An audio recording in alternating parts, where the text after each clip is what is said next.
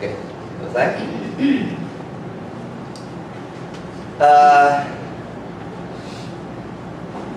Kalau terjemahan lama yang tadi dipakai itu ya, saya tidak melihat ada perbedaan arti ya. Saya tidak masalah terus terang dengan terjemahan itu ya. Justru menguatkan kepada malaikat yang mana gitu ya. Tidak ada malaikat yang mana pun, tidak ada dikatakan kata-kata itu. Dan kalau itu dikatakan kepada Yesus, berarti Yesusnya bukan malaikat. Perlu saudara perhatikan ya, saya untuk ayat ini tidak menggunakan ya ayat ini dan 1 ayat 5 sebagai bukti bahwa Yesus Allah, tidak ya. Saya cuma menekankan dia bukan malaikat. Saya belum lari Allah, kalau Allah itu nanti ayat 8 dan sebagainya. Tapi ayat ini sama sekali tidak, saya tidak mengatakan dari ayat ini kelihatan Yesus Allah. Tapi yang jelas kelihatan dia bukan malaikat. Karena kepada malaikat yang manapun tidak pernah diucapkan itu. Kalau Yesus malaikat, kepada dia diucapkan kok. Jadi ayatnya tolong diperhatikan. Kepada malaikat yang mana? Tidak ada. Nol. Lalu saya perhatikan misalnya ayat 14-nya. Tolong diperhatikan ayat 14 ya. Ibrani 1 ayat 14. Bukankah mereka semua? Perhatikan kata semua ya. Ada roh-roh yang melayani. Jadi ini memang mengkontraskan ya. Semua malaikat itu dikontraskan dengan Yesus. Jadi kalau kepada malaikat yang manapun tidak pernah kata-kata dalam Ibrani 1 ayat 5 itu diucapkan. Tapi kepada Yesus itu diucapkan. Ya, jadi kontrasnya itu yang menyolok sehingga menurut saya sama sekali tidak masuk akal penjelasannya. Kalau saya setuju itu kontras, tapi Yesus itu malaikat yang tertinggi. Jadi kontrasnya dia tetap sama-sama malaikat, cuma dia pangkatnya paling tinggi. Itu penjelasan mereka kan ya. Menurut saya sama sekali tidak masuk akal ya. Kontrasnya ini bukan malaikat. Saya tidak bilang Allah. Ya, kalau Allah nanti dengan ayat lain. Tapi dari sini kelihatan dia bukan malaikat. Kalau malaikat yang manapun. Dan Saudara 5 mengatakan tidak pernah kata-kata itu diucapkan. Tapi kepada Yesus kata-kata itu diucapkan. Mereka tadi lari ke ayat-ayat awal lagi ya. Yesus dikaruniai nama dan sebagainya.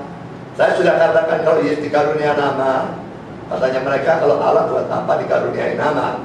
Ini jelas bukan bicara Yesus sebagai Allah. Ini bicara Yesus sebagai manusia ya.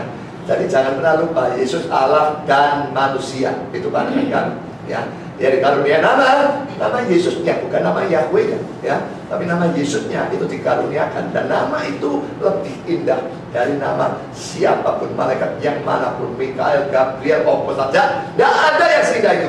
Jadi justru ayat itu mengontraskan. Lalu Pak Benny mengatakan kalau ayat itu dikatakan Yesus itu anak Allah, langsung wah Yesus itu adalah Allah ya. Pada waktu ayat itu diterapkan kepada Salomo, kenapa kok tidak dikatakan Salomo itu juga adalah Allah gitu ya. Saya kira jelas ya. Kita pada waktu menafsirkan seluruh kitab suci, kita mesti menafsirkan seadanya ayat yang berhubungan. Kalau tidak berhubungan tidak.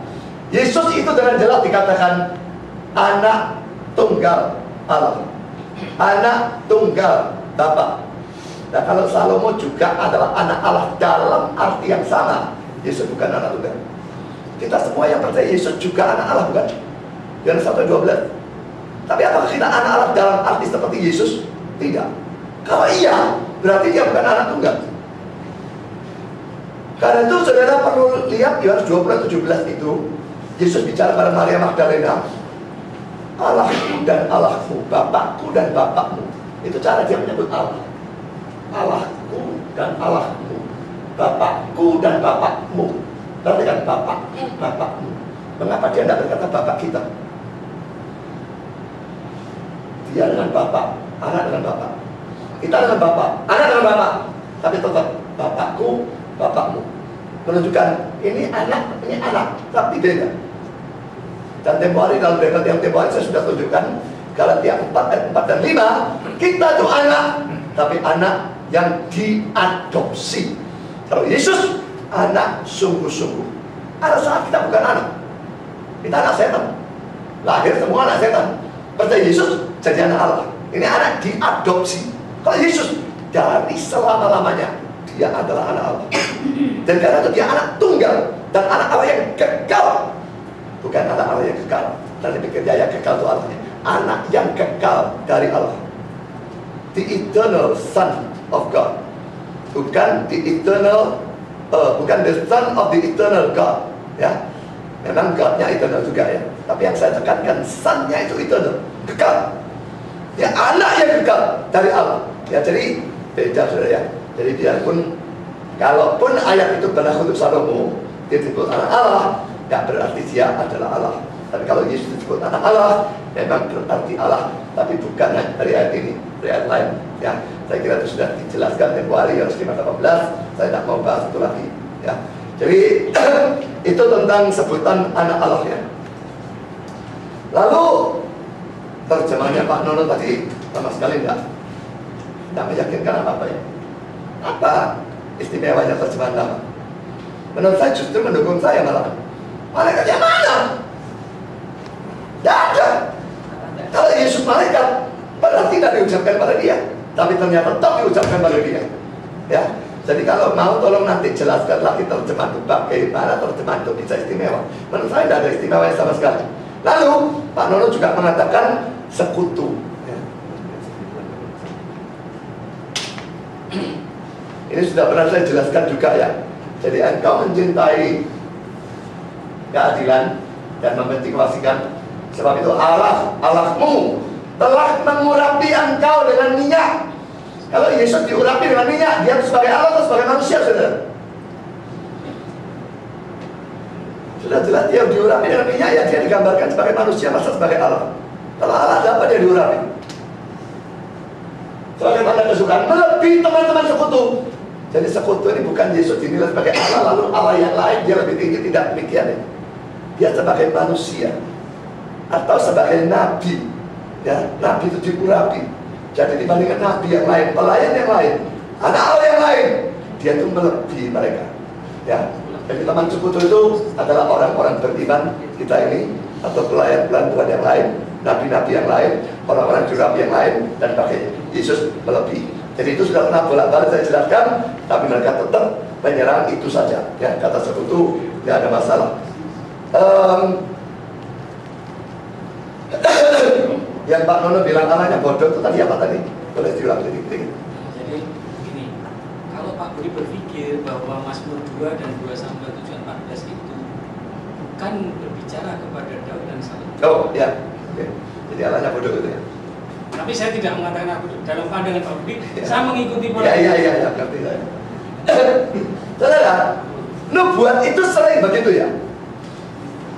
Dan juga kalau misalnya Pak Benny katakan ya, Tuhan kan bicara melalui Nathan kepada Daud. Ya. Lalu Nathan nanti dikutip dalam 1 Tawarikh 22. Oh, bukan Nathan, Daudnya mengucapkan firman yang tadi diterima, diucapkan pada Salomo.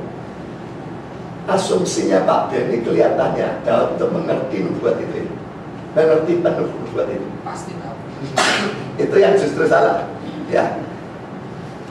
Jangankan orang yang terima nubuat ini, dia akan terima ya dari Nathan ya. Allah bicara kepada Nathan, Nathan berikan pada Daud, Daud pada Salomo.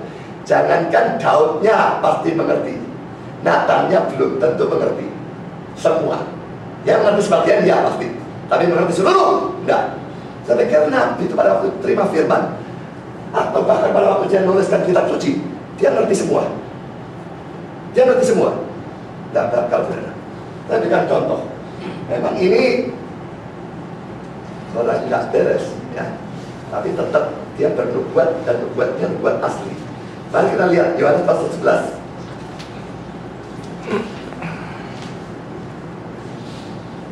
ayat 49.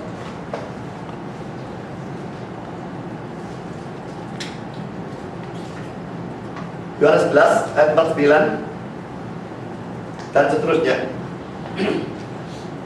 Tapi seorang di antara mereka, yaitu Kayafas, imam besar pada tahun itu, berkata kepada mereka, ini bernubuat ya, nanti sudah akan lihat kalau bernubuat ya, kamu tidak tahu apa-apa dan kamu tidak insaf. Tapi berguna bagimu jika satu orang mati untuk bangsa kita, daripada seluruh bangsa kita ini binasa. Pada waktu Kayafas mengatakan kata-kata ini, maksudnya dia apa? Kristus ini kita korbankan saja. Dia kita bunuh saja dia, daripada Romawi ngamuk gara-gara urusan gegeran agama ini, nanti bangsa kita dibinasakan semua. Lebih baik satu orang ini mati di atas seluruh bangsa Israel kaum Yahudi binasa. Itu pemikiran Kayafas, ya. Hal itu dikatakannya bukan dari dia sendiri yang berbuat itu, tapi sebagai imam besar pada tahun itu ia bernubuat bahwa Yesus akan untuk bangsa itu, dan bukan bangsa senjata, dan juga untuk mengumpulkan dan mempersatukan anak-anak Allah yang tercerai-berai. Jadi dalam pemikiran Kayafas, saudara, ciut sekali. Yesus mati secara fisik supaya bangsa Yahudi jangan sampai dibunuh sama bangsa Romawi. Ya, ini mati sebagai pengganti ini. Itu nubuat yang diucapkan dalam pemikiran dia, artinya seperti itu. Tapi pada waktu Allah menuliskan dalam kitab suci ini dan Yohanes menuliskan di sini, artinya jadi lain. Yesus mati bukan untuk Yahudi dok, tapi untuk seluruh dunia. Dan mati menjadi pengganti untuk dosa. Dia mati menebus dosa supaya kita jangan dihukum oleh dosa-dosa karena dosa-dosa kita, tapi kita bisa diampuni dan kita masuk surga. Jadi kita melihat di sini orang ini terima nubuat, dia mengucapkan, dia tidak tahu artinya lain sama sekali arti yang dia pikirkan dan arti yang Allah pikirkan. Jadi saudara, jangan pikir Nabi, penulis kitab suci tahu semua yang mereka katakan, tahu semua yang mereka tuliskan. Tidak. Mereka mungkin mengerti sebagian, mungkin tidak mengerti yang lain. Jadi Daud mengucapkan ke Salomo, bisa saja dia tidak tahu, dia mengira cuma Salomo yang dimaksud, padahal sebetulnya belum tentu Salomo yang dimaksud. Sebagian mungkin untuk Salomo, sebagian tidak, ya. Dan jadi menurut saya tujuannya Pak Nono itu tidak cocok, ya. Alasnya bodoh, bukan bodoh, manusianya bodoh, ya. Jadi nabinya dan sebagainya itu tidak ngerti itulah, ya. Lalu satu poin yang tadi saya tidak ngerti dari Pak Nono, Mazmur 2 ayat 7 dan 2 itu, kok tahu Daud dan Salomo sama dengan Yesus, saya tidak ngerti. Jadi kalau bisa tolong diperjelas, saya sama sekali tidak ngerti apa maksudnya kok bisa seperti itu. Nah, lalu penjelasan Pak Frans bagi saya terus terang itu menggelikan, ya. Selama-lamanya itu di hadapanku, ya, di hadapanku selama-lamanya itu sama sekali tidak masuk akal, ya. Jadi kalau saya, ya terserah, Pak Frans mau percaya itu terserah. Sebetulnya bagi saya kalau ini menuju pada Salomo tidak terlalu masalah, ya. Bahkan kalau ayat ini menuju pada Salomo tidak terlalu masalah. Tapi kalau ayat ini tidak mungkin, ya. Karena memang itu selama-lamanya yang gagal itu hanya Yesus, ya. Dan tidak ada alasan mengatakan kalau ini kerajaan fisik itu harus kerajaan fisik. Rumus dari mana? Kenapa demikian? Yesus sendiri mengaku waktu ditanya oleh Pontius Pilatus, apakah kau raja? Dia mengaku memang raja, tapi kerajaanku bukan dari dunia ini. Itu kata-kata Yesus, pengakuan Yesus sendiri. Di mana Yesus sebut raja, raja apa? Raja dunia? Tentu tidak. Dia tentu raja secara rohani. Jadi seluruh kitab suci itu harus dipakai untuk menafsirkan, ya. Dan jelas kerajaan fisik dari Yehuda ini tidak kokoh selama-lamanya. Dan kalau selama-lamanya tidak kokoh, di hadapan Allah juga tidak kokoh. Itu apa-apa di hadapan itu bisa ditekankan dan sebagainya. Sama sekali tidak ada urusannya menurut saya. Jadi itu kerajaan fisik. Ya, kalau untuk Salomo kerajaan rohani kan punya. Jadi untuk dia hanya bisa fisik. Nah, fisik selama-lamanya tidak cocok. Jadi itu hanya bisa cocok untuk Yesus. Nah, Yesus tidak ada kerajaan fisik, hanya ada rohani. Jadi cocok untuk rohani. Tidak ada kesalahan dalam penafsiran semacam demikian, ya. Juga dalam satu nubuat, ya, katanya saya tidak konsisten. Bentar ini diterapkan untuk Yesus, bentar ini melakukan kesalahan. Wah, ini diterapkan untuk Salomo. Tidak konsisten. Nubuat itu memang begitu, Mas, ya. Jadi secara mendadak Tuhan tahu bisa pindah yang ini tetap untuk Yesus, yang ini untuk. Sekarang coba lihat Kejadian 12, nubuat yang diberikan kepada Abraham ayat 1 sampai 3.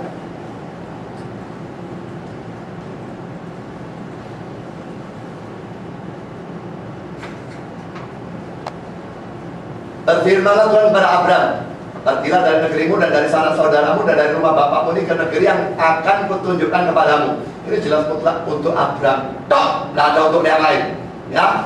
Aku akan membuat engkau menjadi bangsa yang besar, memberkati engkau, membuat nama masyhur, dan engkau menjadi berkat. Semua tuh Abraham. Tahu-tahu ayat 3 berkata, aku akan memberkati orang-orang yang memberkati engkau, mengutuk orang-orang yang mengutuk engkau, masih untuk Abraham.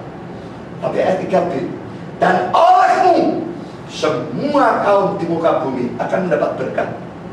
Ini digenapi dalam diri saya. Ini jelas digenapi dalam diri Yesus, saudara. Ya. Kalau Abraham saja, bagaimana dari keturunan Abraham semua kaum di muka bumi dapat berkat? Dari satu keturunan itu, Yesus itu keturunan Abraham kan? Dari satu itu baru semua manusia di muka bumi mendapat berkat. Jadi saudara, ini suatu perintah, suatu nubuat dan sebagainya cocok untuk Abraham. Tapi tahu-tahu saya nyelenya di satu bagian terakhir, ini untuk Yesus. Dan jadi saudara, itu banyak terjadi di dalam nubuat. Kalau saudara mempelajari kitab Mazmur, saya akan kaget melihat hal seperti itu. Itu terjadi berulang-ulang. Cocok untuk Daud, cocok untuk Daud, nggak cocok bilang untuk Daud, cocoknya untuk Mesias. Ya, ada di sini saja. Misalnya nih ya, Mazmur 16, coba ditunjukkan mulai ayat 1.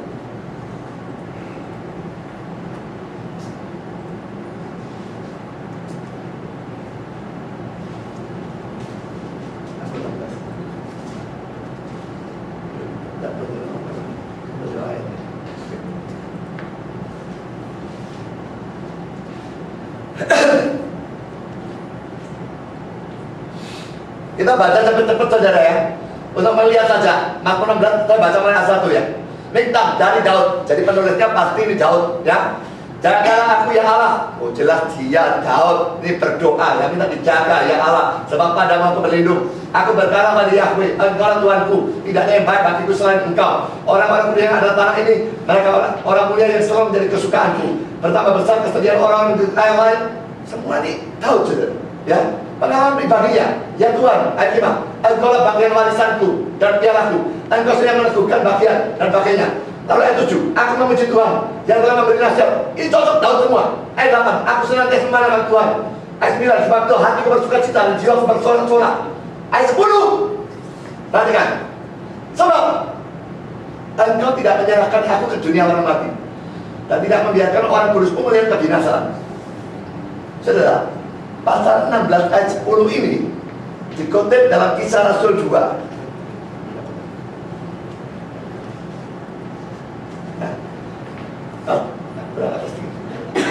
Aku 16 ayat 10 ya. Itu sama sekali bukan untuk Daud, karena dikutip dalam Kisah 2 ini ya. Sebab engkau tidak menyerahkan aku dalam dunia orang mati, tidak membiarkan orang kudusmu melihat kebinasaan. Engkau memberitahukan padaku jalan kehidupan, dan engkau akan melimpahi aku dengan juga setiamu. Saudara-saudara, aku boleh berkata-kata dengan terus terang kepadamu. Ini omongannya Petrus ya. Aku boleh berkata-kata dengan terus terang kepadamu tentang Daud, bapak bangsa kita. Ia telah mati dan dikubur, dan kuburnya masih ada pada kita sampai hari ini.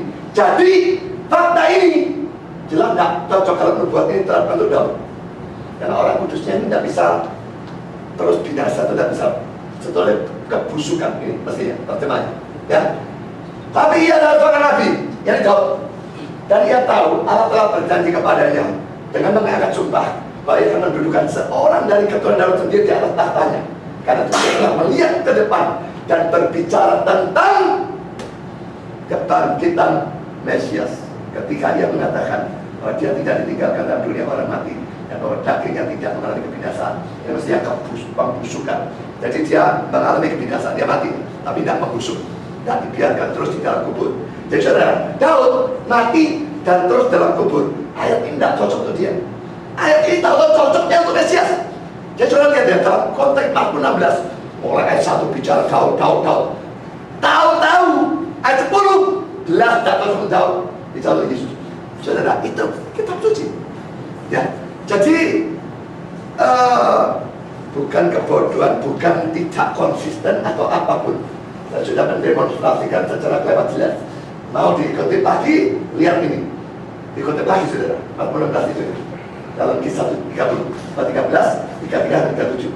Daud melakukan kehendak Allah pada zamannya lalu, yang menangkap ditanyakan di zaman nenek moyangnya, dan ia memang diserahkan kepada kebinasaan. Tapi Yesus yang dibangkitkan Allah tidak demikian. Jadi lagi-lagi dalam ayat ini kelihatan Mazmur 16 ayat 10 tidak berlaku untuk Daud, hanya untuk Yesus, ya. Tapi saya kembali pada titik serangan saya.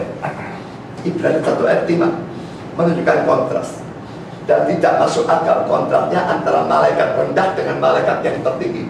Karena Ibrani 1 ayat 5 mengatakan kata-kata itu tidak dikatakan kepada malaikat yang manapun, tapi kepada Yesus dikatakan. Kalau Yesus ada malaikat, tak lucu saudara. Saya tidak mengatakan kepada jemaat saya yang manapun rahasia pribadi saya, tapi saya mengatakan kepada saudara Sony itu misalnya, loh, karena dia ini ketua majelis misalnya, loh, peduli ketua majelis, dia jemaat kok. Kalau saya tidak mengatakan kepada jemaat manapun, ketua majelis juga tidak, ketua pemuda, ketua apa, tidak ada. Ini juga, kalau memang tidak dikatakan kepada malaikat manapun, maka jelas ya sudah, mutlak tidak ada malaikat kepada siapa kata-kata diucapkan. Jadi pada waktu kata-kata ternyata diucapkan kepada Yesus, jelas menunjukkan Yesus bukan malaikat. Yang lagi-lagi saya tekankan, saya belum lari pada keilahian, tidak. Saya cuma mengatakan dia bukan malaikat dari poin ini. Sudah Pak. Ya. Saya jadi ingin menambah sedikit. Tolong saya disiapkan VCD yang ke-7 dan ke-8. Ya. Kepada siapakah di antara tamu di sini saya katakan, Pak Chandra? Tolong siapkan. Pak Chandra termasuk salah satu di antara yang di sini. Tolong dicek terjemahan bahasa yang lama. Silakan Bu Beni. Bukakan. Sudah dibacakan. Sudah. Nah, sudah dibaca. Oke. Pengertiannya seperti itu. Saya menangkap. Seperti saya katakan tadi. Oke, ulang lagi bentar. Ulang lagi bentar. Jadi saya ingin menegaskan, Pak Budi menangkap kalimat tersembunyi, ya. Kalau kepada siapakah di antara malaikat, maka kalimat tersembunyi adalah tidak ada, gitu ya. Betul ya Pak Budi? Ya. Jadi kalimat tersembunyi kepada malaikat manakah, maka kalimat tersembunyi yang diambil adalah tidak ada. Tetapi kami kepada malaikat manakah, kalimat yang tersembunyi adalah kecuali kepada Yesus, kecuali kepada malaikat yang satu ini. Jadi kami sama-sama mengambil kalimat yang tersembunyi, ya. Kalau Pak Budi mengambil kalimat yang tersembunyi dengan kesimpulan tidak ada malaikat, maka kami mengambil kalimat yang tersembunyi hanya kepada malaikat yang satu itu, atau kecuali malaikat yang satu itu, Allah berkata. Oke. Itu penegasan yang dimaksudkan. Saya menegaskan kalimatnya Pak Mono tadi.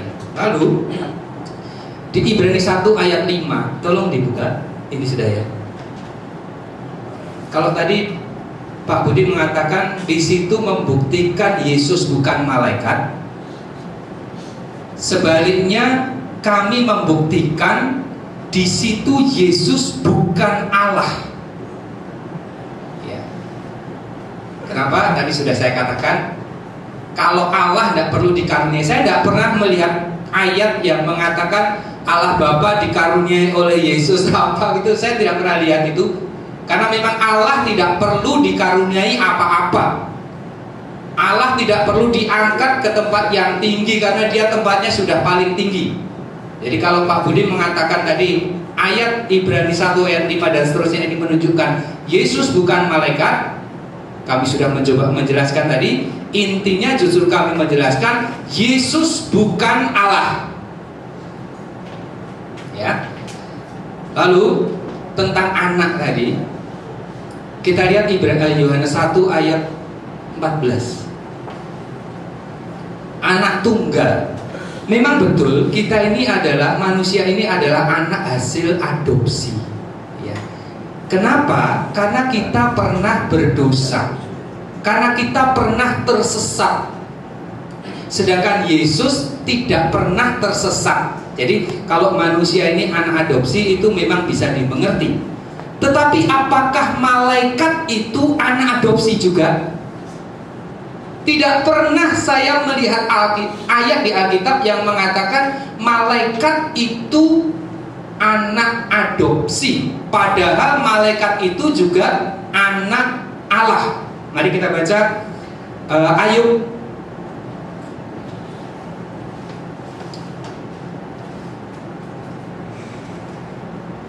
Ayub pasal yang ke-1, Ayub pasal yang kedua, ayat 1.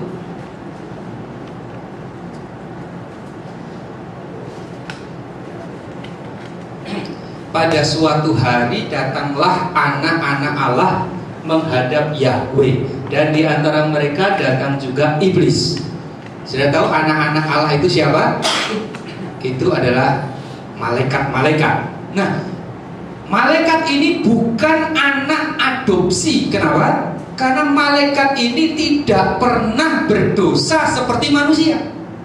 Jadi bisa dimengerti kalau manusia ini adalah anak adopsi, ya. Tetapi jangan kemudian dikatakan Yohanes 1 ayat 14. Ya, jadi sudah tangkap, malaikat itu juga anak Allah. Dan dia bukan adopsi karena dia tidak pernah berdosa sebelumnya. Sedangkan manusia memang dia anak adopsi karena pengertiannya pernah berdosa lalu diambil kembali. Nah, lalu bagaimana hubungannya dengan anak tunggal Bapa? Ya, kok Yesus dibilang anak tunggal? Ya, apakah betul Yesus anak tunggal? Saya katakan tidak. Yesus bukan anak tunggal. Kenapa? Karena Yesus masih punya saudara yang lain, ya kan? Kalau punya saudara yang lain, karena ada anak-anak Allah yang lain, maka Yesus bukan anak tunggal. Tapi kenapa di situ dikatakan anak tunggal Yesus itu? Pengertiannya bagaimana? Karena kalau ayat itu diterjemahkan dengan lebih tepat, Yesus ini diperlakukan oleh Allah seperti anak tunggal. Jadi kata sebagai itu, kalau saudara pelajari bahasa aslinya, maka Yesus itu diperlakukan seperti anak tunggal. Ya, memang dikatakan anak tunggal, tetapi kenapa Yesus disebut anak tunggal? Karena Allah memperlakukan Yesus seperti anak tunggal. Apa maksudnya? Semuanya diberikan kepada Yesus. Selain itu, kemuliaan yang diberikan kepadanya sebagai anak tunggal Bapa, penuh kasih karunia dan kebenaran. Kenapa saya katakan Yesus bukan anak? Jadi kalau dikatakan Yesus itu anak tunggal, mestinya kalau bahasa Indonesia kasih kutip, Yesus anak tunggal. Yang berkata Yesus anak tunggal itu hanya Yohanes yang menyebut Yesus sebagai anak tunggal.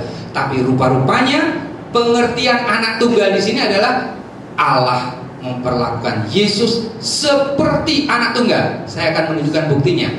Yesus punya saudara yang lain. Ya. Waktu Yesus mau bangkit tadi dikatakan Pak Budi, Bapakku ya Bapakmu. Artinya apa? Saudara, bukan? Kami ini bersaudara. Kalau saya tanya, Pak Nono, bapakmu itu apanya bapaknya Beni? Bapakmu itu apanya Beni? Pak Nono akan memberikan jawaban apa? Bapakku yo bapaknya Beni, kan begitu kan? Justru saya melihat di sini ada penegasan yang diberikan oleh Yesus bahwa mereka, Yesus dan kita ini bersaudara. Bapakmu itu ya Bapakku, Allahmu itu ya Allahku. Kalau bapaknya sama kan saudara. Nah, kita lihat ayat yang mengatakan bahwa Yesus saudara.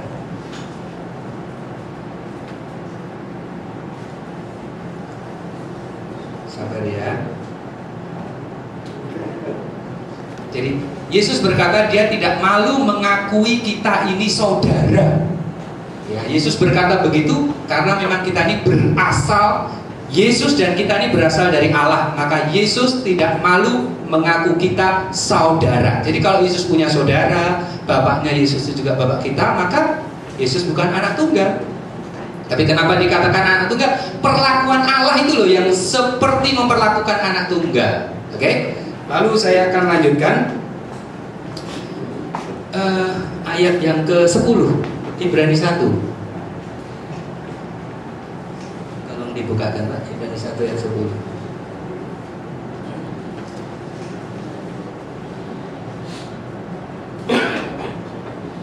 Ayat 9, sorry. Nah, tadi dikatakan ayat itu, ayat 9 itu mengurapi kau dengan minyak itu berarti Yesus. Ya, ayat itu ditujukan kepada Yesus waktu menjadi manusia. Saya tidak pernah lihat di Alkitab kapan Yesus itu diurapi dengan minyak. Ya, waktu Yesus menjadi manusia itu kapan Yesus diurapi dengan minyak? Tidak pernah. Ayat itu di Perjanjian Lama ditujukan kepada Daud. Daud diurapi dengan minyak oleh siapa? Oleh Samuel menjadi raja. Ya, tapi Yesus pernah diurapi dengan minyak? Tidak pernah. Jadi ayat itu pada mulanya ditujukan kepada Daud, tetapi diaplikasikan kepada Yesus. Lalu agak heran ya, ayat 9 itu, engkau mencintai keadilan dan membenci kefasikan, sebab itu Allah. Ya, saya yakin walaupun belum dibahas, kaum Trinitarian mengatakan kata Allah itu untuk Yesus. Sebab itu Allah. Ini kan berarti Yesus sebagai Allah. Ya kan? Kok tadi dikatakan sebagai manusia? Tadi Pak Budi katakan, oh itu waktu diurapi kan Yesus sebagai manusia. Nah, ayat yang A itu kan Yesus sebagai Allah, sampai disebut Allah begitu. Ya, oke. Jadi aneh. Lalu yang berikutnya ini yang paling fatal, saudara. Dari penjelasan tadi saya menangkap kesan Pak Budi ini mempersalahkan Daud. Jadi menurut Pak Budi, Daud ini tidak ngerti karepe Allah menyampaikan firman itu. Tetapi bagi saya lebih percaya kepada Daud daripada penjelasannya Pak Budi. Daud mengerti bahwa firman itu ditujukan untuk anak kandungnya, dan itu adalah siapa? Salomo. Jadi kalau saya akan pilih percaya sama Daud yang menerima langsung nubuatan itu daripada percaya omongannya Pak Budi yang mempersalahkan Daud. Katanya Daud tidak mengerti tadi, gitu. Oke. Kembali ke ayat 1, ayat kelima, sorry. Karena kepada siapakah di antara malaikat-malaikat itu? Nah, saya ini bertanya-tanya, apa sih urusannya kok di sini dikatakan kepada siapakah di antara malaikat-malaikat itu? Ngapa sih urusannya kok ada malaikat, kata malaikat di sana? Itu menguatkan dugaan saya, kalimat yang tersembunyi di dalamnya adalah kecuali malaikat yang satu itu. Jadi kami sama-sama mengambil kalimat yang tersembunyi. Kalau Pak Budi katakan tidak ada malaikat yang dikatakan itu, kalau kami katakan kecuali malaikat yang satu itu. Kalau tidak pernah diucapkan untuk manusia, berani aja katakan. Sudah bisa tangkap maksud saya? Jadi kenapa dikatakan kepada malaikat mana? Kok tidak kepada manusia mana?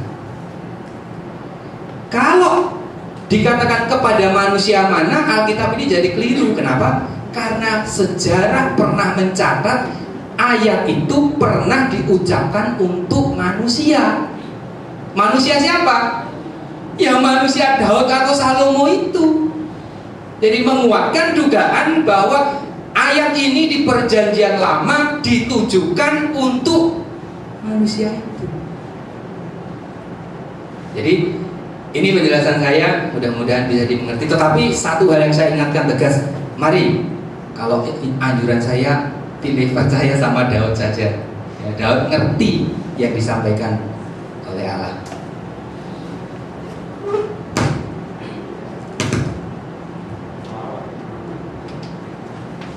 Saya mau nambah sedikit.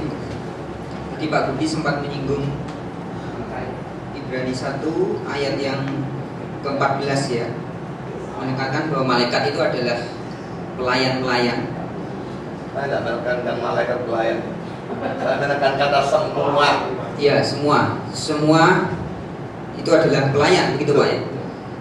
Bagaimana Pak? Iya, tolong.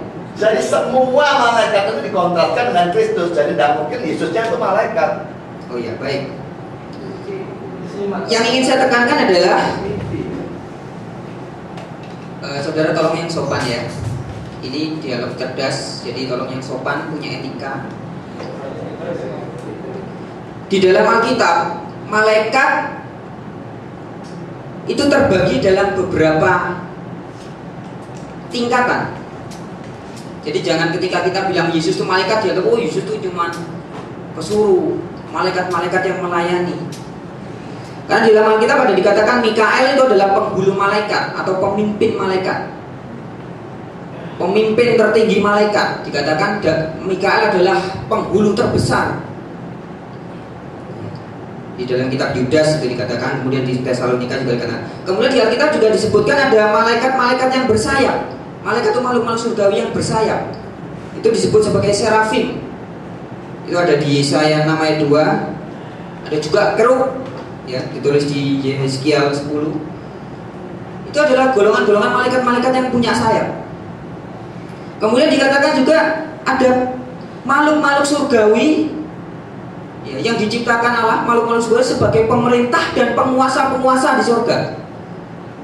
Jadi surga itu seperti semacam kerajaan. Ada pemimpinnya,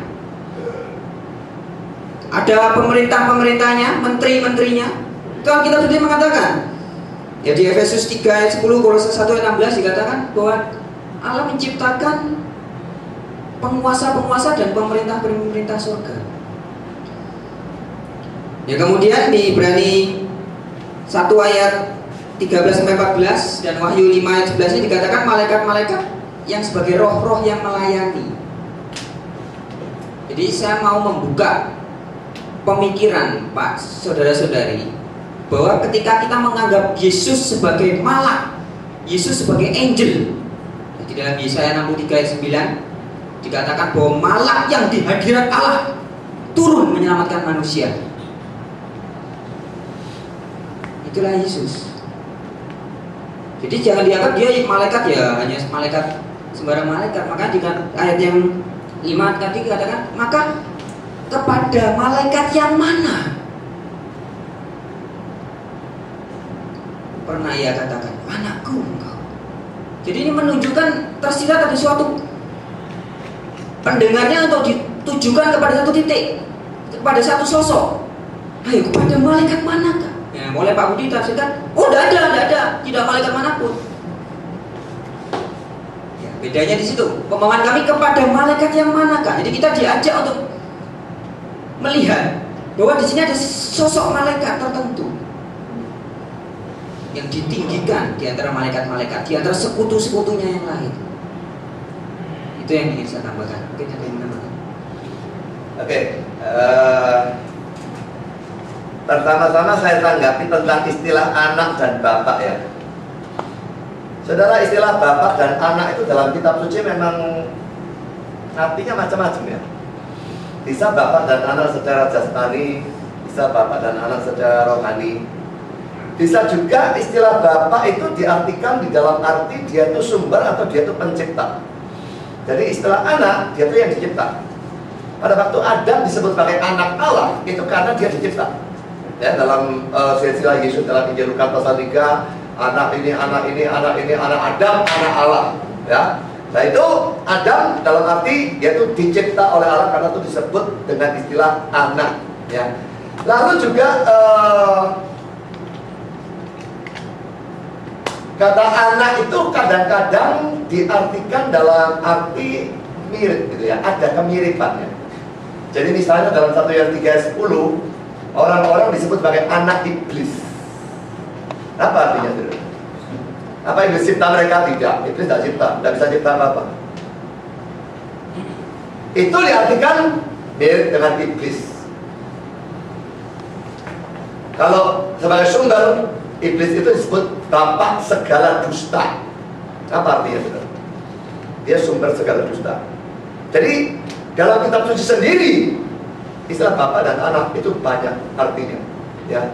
Jadi kalau malaikat tadi dikatakan sebagai anak Allah, lalu itu menunjukkan bahwa Yesus bukan anak Allah yang tunggal, itu sama sekali tidak masuk akal. Kalau malaikat disebut anak Allah, kalau Adam sebelum jatuh dalam dosa disebut anak Allah, itu dalam arti mereka diciptakan oleh Allah. Tapi kalau Yesus disebut anak Allah, artinya dinyatakan sendiri dalam Yohanes 5 ayat 18, artinya dia setara dengan Bapa. Jadi arti dari anak itu berbeda. Dan kata yang tunggal diartikan, saya sampai bingung saya lihatnya. Yohanes 1 ayat 14 itu kemuliaan yang diberikan kepadanya, katanya seperti anak tunggal Bapa. Seperti atau sebagai, tidak ada masalah ya. Jadi Bapak memberikan kemuliaan kepadanya sebagai anak tunggal seperti apa masalahnya? Ya, tapi dia berkata bukan anak tunggal, cuma diperlakukan seakan-akan anak tunggal. Kenapa? Karena kalau bukan anak tunggal kok diperlakukan seakan-akan anak tunggal? Ya, dan kitab suci beberapa kali menyebut anak tunggal Allah, anak tunggal Bapak dan sebagainya. Satu-satunya anak yang diperanakan, satu-satunya Allah yang diperanakan. Lalu istilah firstborn, ya, anak sulung dan sebagainya. Jadi tidak memungkinkan ya. Bukan anak tunggal diperlakukan seakan-akan anak tunggal. Ini sama sekali tidak masuk akal. Lalu Yohanes 20 ayat 17 sudah pernah dibicarakan ya. Dan dulu sudah pernah saya serang dengan cara yang sama seperti ini. Bapakku dan bapakmu, tolong tunjukkan Yohanes 20 ayat 17 ya. Bapakku dan bapakmu, itu bunyi ayatnya ya. Nah, Pak Benny mengubah. Jadi lihat, saudara mau lihat saya benar atau dia benar ya. Yohanes 20:17. Bagian bawah saudara. Nah, bahkan bagaimana bapakku dan bapakmu, pada Allahku dan Allahmu. Kata dan itu memisahkan. Dia mengucapkannya gimana? Bapakku yang bapakmu. Sama apa enggak sudah? Oh, pengertiannya tadi. Nanti saya enggak tanya sama mereka ya. Ayat ini berkata bapakku dan bapakmu. Dia mengatakan bapakku yang bapakmu. Tidak seperti itu. Saudara, itu kata-katanya oleh tidak ya. Jadi itu penjelasan mereka. Jadi kalau mereka diidentikan ya, bapakku itu ya bapakmu. Jadi kita bersaudara. Ini enggak bisa. Kata dan kita memisahkan bapakku dan bapakmu. Ya, jadi kayaknya dibedakan. Itu penggunaan kata dan di tempat ini. Ya. Kalau kita di dalam tempat-tempat lain saya akui memang disebut saudara Yesus, saya tidak menyangkal. Tapi coba pikirkan, kenapa Yesus disebut saudara sulung?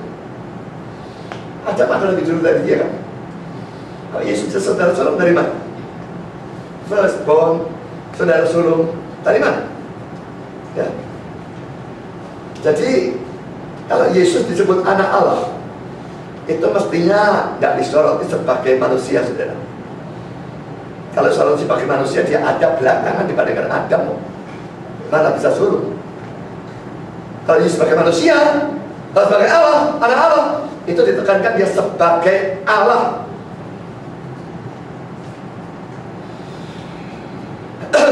Kita saudara-saudara, tapi bukan saudara full, ya. Kita saudara karena diadopsi ya tetap saudara. Ya, kalau bapak saya punya anak adopsi itu saudara saya. Saudara tiri itu saudara. Jadi katakan saudara apa? Ya. Jadi tidak masalah dengan kata saudara ya. Lalu Yesus tidak pernah diurapi dengan minyak. Lalu kalau menurut Pak Benny jadi ayat itu tadi salah. Ya. Memang saya tidak pernah tahu Yesus diurapi dengan minyak. Ya. Saya cuma mengatakan sebagai kemungkinan minyak di sini simbol dari Roh Kudus dan itu sesuatu yang sering. Dan Yesus diberi Roh Kudus, diurapi dengan Roh Kudus, lebih semua yang lain. Nah, jadi itu tidak bermasalah saya kira. Ayat itu Yesus diurapi dengan minyak. Ya. Lalu tolong Ibrani 1 ayat 9 tadi ini Pak Benny-nya penafsirannya yang ngawur dianggapkan sebagai penafsiran kami, ya. Saya tadi mengatakan mengurapi engkau itu Yesus sebagai manusia. Lalu akhirnya dikata, Allahmu. Allah itu kan Yesus, katanya dia. Loh, kalimat ini kok bisa Allah itu Yesus bagaimana? Saya tidak pernah ngartikan seperti ini. Allahmu. Mu ini Yesus. Allah ini siapa? Jelas Bapak. Jadi jelas tak ada kemungkinan sudah itu menuju Yesus. Kok bisa dia tadi ngomong, kami menganggap ini Yesus. Ada berkata demikian. Jadi Allahmu ini apa saudara? Ya. Tapi engkau ini Yesus sebagai manusia. Dan tidak bermasalah saudara. Yesus itu dalam ayat yang sama sebentar ditekankan sebagai Allah, sebentar sebagai manusia. Tidak masalah. Ayat 8-nya memang tahtamu ya Allah. Nah, itu Yesus. Ya. Ini tahtamu ya Allah. Ini Yesus. Tapi ayat 9 ini dia diurapi, itu manusia. Tidak aneh saudara. Coba sekarang lihat ya, banyak ayat tentang Yesus yang semacam demikian. Mika pasal 5.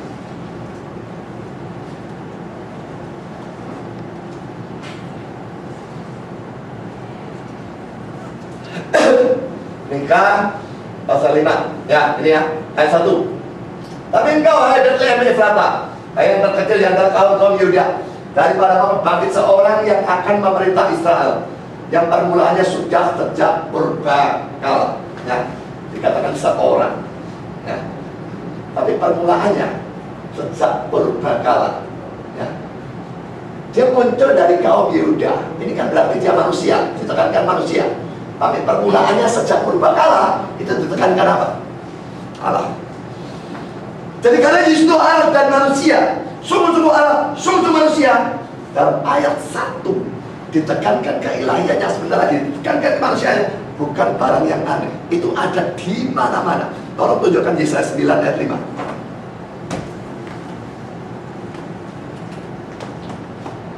Ini seorang anak telah lahirnya ayat Natal sudah. Ya, lahir pada Natal. Jelas yang dimaksud Yesus sebagai manusia. Seorang putra diberikan untuk kita. Tapi terus tanya, lambang pemerintahan ada dan tahunya, namanya disebutkan orang dan ajaib. Allah yang perkasa. Allah. Tadi manusia, sekarang Allah. Jadi dalam ayat yang sama saudara. Sebentar tekankan keilahian, sebentar tekankan kemanusiaan, bukan barang yang aneh. Demikian juga dalam Ibrani 1 ayat 8 dicari sebagai Allah, 9 dicari sebagai manusia, bukan hal yang aneh. Lalu Pak Benny tadi kontrakkan saya dengan Daud. Percaya sama Daud saja. Saya katanya menyalahkan Daud. Saya tidak menyalahkan Daud sebetulnya. Saya bilang Daud tidak mengerti semua. Padahal Daud menerapkan pada Salomo. Ya dia menerapkan pada Salomo. Tapi dia tidak mengerti semua bahwa itu ternyata diterapkan kepada Yesus juga. Itu dia tidak mengerti. Nah bahwa Nabi itu sering tidak mengerti. Sekarang jangan percaya saya, percaya Petrus. Petrus sama Daud. Saya tunjukkan Petrus yang ngomong. 1 Petrus 1 ayat 10 dan seterusnya.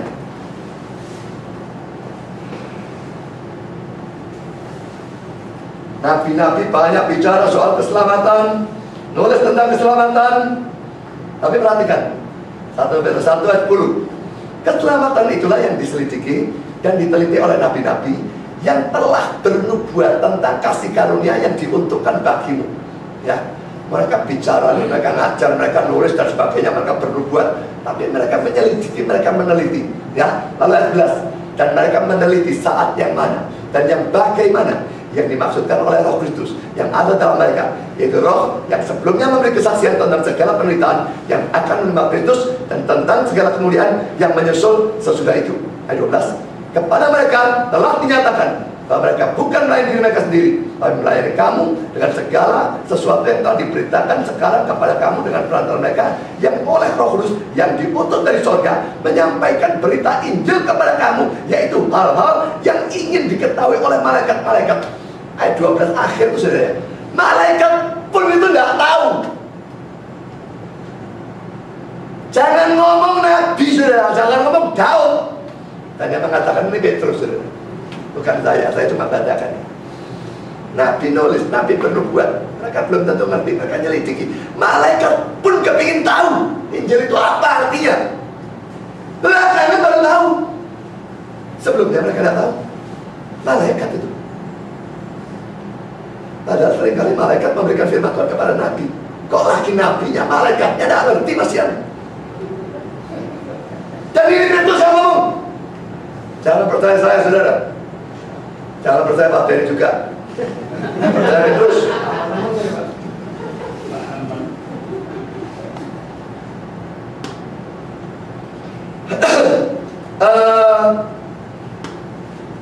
Lalu ya, kalau Pak Fred bilang malaikat banyak tingkatan, saya tidak peduli malaikat banyak tingkatan, ya. Tapi ayat 5 itu berkata, ada malaikat, ya. Sekarang saya mengatakan ayat 5 itu artinya kepada malaikat, ya mana? Artinya tidak ada malaikat. Kepada siapa kata itu diucapkan? Kalau mereka berkata, ada, cuma satu, ya. Kalau saya bilang kontraknya, Yesus bukan malaikat. Kalau mereka bilang kontraknya, Yesus adalah malaikat, cuma yang paling tinggi. Coba permisi tanya sebentar bisa. Tadi saudara berkata Mikael penghulu malaikat tertinggi. Dia sama Yesus tinggi mana? Dalam pandangan kalian? Hah? Saya itu topik yang tersendiri Pak. Bisa dijelaskan.